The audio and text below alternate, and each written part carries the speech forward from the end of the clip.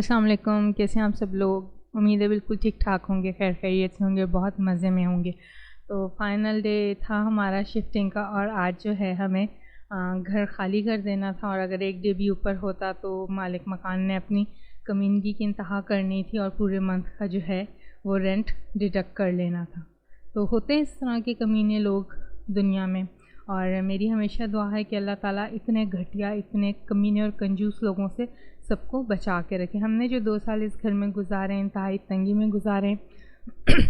हर तरह की हमें तंगी थी, पानी की तंगी थी, मालिक मकान की बीवी एक टांग से लंगड़ी थी और वो अक्सर जो है पानी बंद कर देती थी। गो के पानी का बिल जो है हमने कभी उनसे नहीं लिया था, बल्कि उनका भी बिल हम ही पे कर देते थे और वो बिल का शेयर भी नहीं करते थे, ना गैस का और ना ही पानी के बिल का के पैसे जो शेयर करते हैं। हालांकि जब हमने रेंट पे मकान लिया था तो उसमें एग्रीमेंट के दौरान में ये लिखा था कि बिल जो है हाफ़ हाफ़ होंगे, और इलेक्ट्रिसिटी के बिल का भी उन्होंने आई थिंक कोई जुगाड़ किया हुआ था। और पूरे 2 साल मुझे यही डाउट होता रहा कि जो है इलेक्ट्रिसिटी का उनका बिल भी हम ही पे कर रहे हैं, और अब जाकर जो है ये बात खुली है कि इसी तरह था। क्योंकि अभी हम लोग जो है नए घर में आ चुके हैं और यहाँ पर जो हमारा बिल आया है तो वो इंतहाई कम आया है। तो मैंने फिर मम्मा से बात की, मैंने कहा देखिए मम्मा, वहाँ पर भी तो हमारा यही फैमिली थी और हम इसी तरह इलेक्ट्रिसिटी यूज़ कर रहे थे जैसे यहाँ पे करते हैं। तो वहाँ पर जो है 2-3 हज़ार रुपये हमें एक्स्ट्रा बिल पे करना पड़ता था। तो मेरी सिस्टर ने भी यही डाउट किया कि ऐसा तो नहीं है कि हमारे नीचे वाले पोर्शन से उन्होंने एक तार ऊपर ली हो, क्योंकि उनके सारा दिन इलेक्ट्रिसिटी इस्तेमाल होती थी और मशीन भी लगती थी, मतलब हर तरह का बिजली का काम होता था। और उनका जो बिल है वो जस्ट 1,000 रुपये आता था और हमारा 7 से 8,000 आता था। और इवन उनके 24/7 कूलर भी चलता था पानी का। तो हम इस चीज़ पे बहुत हैरान थे। तो अब सच्चाई तो अल्लाह ताला ही जानता है, दिलों के हाल अल्लाह ताला जानता है। बट मैंने उनका जो है ये जुगाड़ पकड़ लिया कि उन्होंने ये कमीनापन हमारे साथ किया। चलो इस दुनिया में तो कर गए हैं, कोई बात नहीं, अल्लाह ताला हमें दे देगा, कुछ ना कुछ करके हमारे लिए आसानी पैदा करेगा। लेकिन वो जब जवाबदेह होंगे तो वो क्या जवाब देंगे, और जो हिसाब किताब होगा उस पर वो लोग कैसे बचेंगे। यहाँ तो बच गए ना, लेकिन अगले जहाँ में कैसे बचेंगे, तो इसका फ़ैसला उन्होंने ना किया और ना ही इस बारे में सोचा। तो आप लोग इस बारे में क्या कहते हैं कि क्या मेरा डाउट सही था या नहीं? क्योंकि हम जो है 3 रूम्स थे और 2 रूम्स में हम लोग जस्ट फ़ैन यूज़ करते थे, एसी वगैरह हम लोग ऑलरेडी सेल कर चुके थे, जबकि ऊपर जो है कूलर 24/7 चलता था और डेली मशीन लगती थी, जबकि मैं 15 डेज़ के बाद जो है एक ही बार में मैं मशीन लगाती थी। और हमें पानी की तंगी दी हुई थी और ये कह के तंगी की थी जी पीछे से पानी नहीं आ रहा, छोटी सी टंकी है जी, पानी ख़त्म हो गया। और रात को भी 12 बजे पानी बंद हो जाता था कि जी ताज़ा आएगा सुबह पानी। तो जब ताज़ा पानी आता है तो पानी का टेम्परेचर जो है वो ठंडा होता है, ना कि उबलता हुआ गर्म। तो वो साफ़ मुझे पता था कि ये ऊपर से टंकी का वॉल बंद कर देती। तो मतलब कोई हरकत इन्होंने ऐसी नहीं छोड़ी थी जिससे हमें जो है इन्होंने तंग ना किया। इवन बच्चे जो हैं वो जान जान के रूम्स के बाहर आके तंग करते थे और हमें ये लोग गली भी यूज़ नहीं करने देते थे। तो एक दिन मुझे गुस्सा आया तो मैंने मम्मी से कहा कि मालिक मकान से कहना ये अपनी गली ना कब्र में ले जाए, इसका हम किराया तो दे रहे हैं लेकिन हम जो है इसको यूज़ नहीं कर सकते। और जो पीछे वाली अम्मा थी वो जब हम गली में अगर निकल जाते थे तो ऊंचा ऊंचा चिल्लाने लग जाती थी, और निकल आए ने मालक निकल आए ने, उत्थे जा रहे ने, आ रहे ने। और एक दिन जब मैंने उसको टोक दिया कि अपने काम से काम रखो तो मुझे जो है बुरा भला कह के लानते देने लगी। अपनी उम्र का भी ख्याल नहीं किया। उसकी भी एक मैंने क्लिप रिकॉर्ड की, वो आप लोगों के साथ मैं शेयर करूंगी कि इतनी उम्र रसीदा औरत होकर इसने हम लोगों का इंतहाई तौर पर जो है जीना हराम किया हुआ था। और 2 साल जो है मालिक मकान और हमसायों से तंग आके हमने गुजारे थे। और ये यहाँ पर जो है इनका मालिक मकान काफ़ी कोशिश कर रहा था ताला खोलने की, ताला ख़राब हो गया था। तो काफ़ी तंगी का वक्त गुजारा। और जब यहाँ से हम जा रहे थे तो मुझे थोड़ा सा दुख हुआ था, लेकिन फिर मैंने कहा मैं क्यों दुख करूँ, हो सकता है कि आगे अल्लाह ताला ने हमारे लिए जो है भलाई रखी हो। और काफ़ी से ज़्यादा सामान जा चुका था। फ्रिज मैंने ओपन कर दिया था, किचन का थोड़ा सा सामान रह गया था, ड्राइंग रूम का सामान चला गया था, बेडरूम का चला गया था, बेड्स वगैरह भी मैंने खोल दिए थे।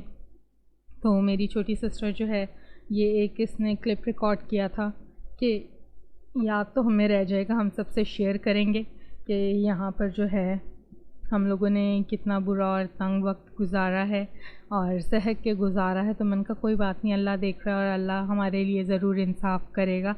तो जो है ऐसे लोग होते हैं ना, इन लोगों को कुछ फ़र्क नहीं पड़ता और इन लोगों को खुशी महसूस होती है, रज के इनको नींद आती है सुकून वाली, दूसरों का सुकून हराम करके।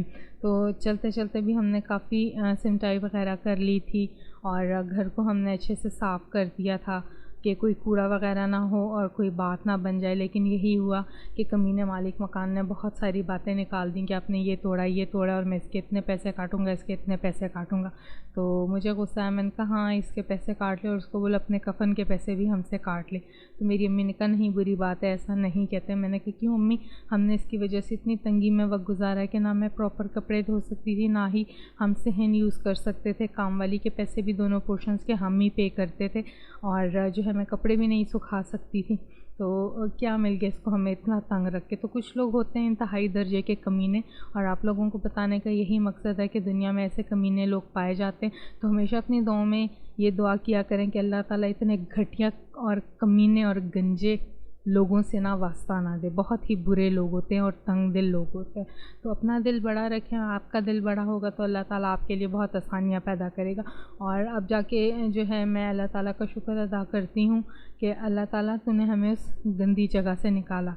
और जब से ये हम लोगों ने पुराना वाला घर छोड़ा है तो मेरे सर का जो है आधा दर्द जो था वो चला गया, यानी माइग्रेन की जो मुझे तकलीफ़ हुई थी वो तकलीफ़ जो है ख़त्म हो गई।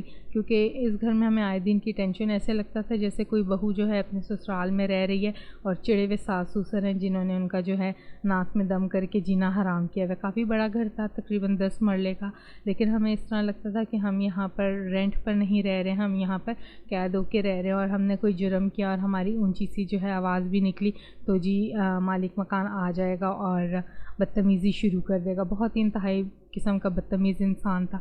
तो कहते हैं कि जो कुछ वालिदैन करते हैं उसका भुगतान औलाद को देना पड़ता है। अब आगे उसके 2 बच्चे हैं, एक बेटा है एक बेटी।